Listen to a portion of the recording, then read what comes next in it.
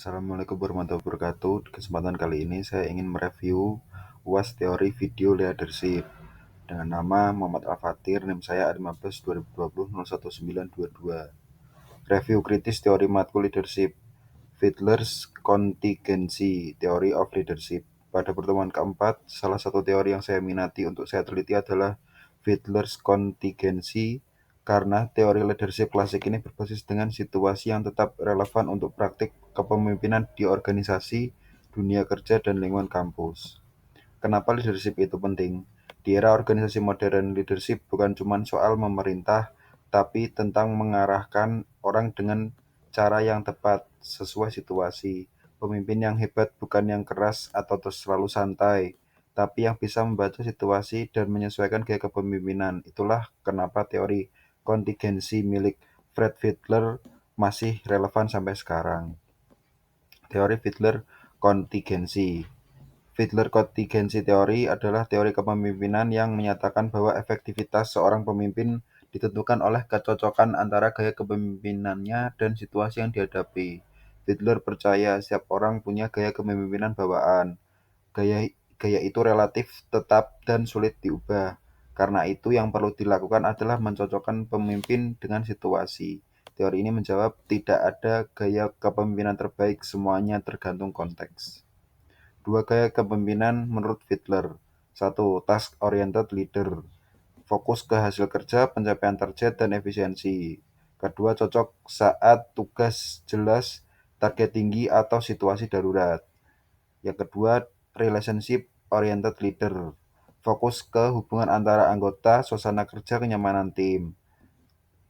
Dan kedua, cocok saat tim butuh motivasi, hubungan antara anggota belum kuat atau tugas kurang jelas. Gaya ini diukur dengan kuesioner LPC, Least Preferred Coworker.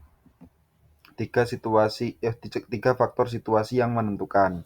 Pertama, leader-member relation. Sejauh mana kepercayaan, rasa hormat, dan dukungan anggota kepada pemimpin. Kedua, task struktur, seberapa jelas, detail, dan terstruktur tugas yang harus dilakukan. Yang ketiga, position power, seberapa besar kekuasaan formal yang dimiliki pemimpin untuk memberi hukuman, penghargaan, atau keputusan penting. Kombinasi tiga faktor ini menentukan apakah situasi favorable atau unfavorable untuk seseorang pemimpin. Analisis kritis, apakah masih relevan? Menurut saya teori ini tetap relevan karena kondisi di dunia kerja saat ini sangat dinamis. Tidak bisa hanya dipakai gaya keras atau gaya santai saja, pemimpin harus bisa baca situasi dan adaptasi. Teori ini mengingatkan kita bahwa leadership tidak bisa dipukul rata. Karakter tim, struktur tugas, dan kekuasaan formal harus dipertimbangkan. Di era digital dan organisasi modern, deadline ketat butuh task oriented, proyek kreatif atau komunitas butuh relationship oriented. Kelebihan teori. Pertama, realistis dan kontekstual, tidak memaksakan satu gaya kepemimpinan tertentu. Kedua, berguna untuk HR dan organisasi, sebagai panduan menempatkan orang yang tepat di posisi kepemimpinan sesuai situasi. Ketiga, mengakomodasi beragam kondisi organisasi, baik di lingkungan startup, perusahaan tradisional, atau komunitas mahasiswa. Yang terakhir, lebih sistematis dibanding teori gaya tunggal. Kekurangan teori, asumsi bahwa gaya kepemimpinan tetap. Pada saat ini, pemimpin harus fleksibel dan adaptif. Instrumen LPC atau Least Preferred Coworker bisa subjektif karena mengukur tipe pemimpin berdasarkan persepsi pribadi terhadap orang paling tidak disukai. Yang terakhir, kurang mempertimbangkan faktor budaya organisasi dan nilai-nilai personal. Di lingkungan kerja yang berbeda, satu gaya bisa lebih cocok dibanding gaya lainnya. Penerapan mahasiswa dan pemimpin muda. Pertama, mahasiswa bisa mulai dari mengenali gaya kepemimpinan pribadinya. Kedua, mulai belajar membaca situasi saat organisasi kampus, event, atau komunitas.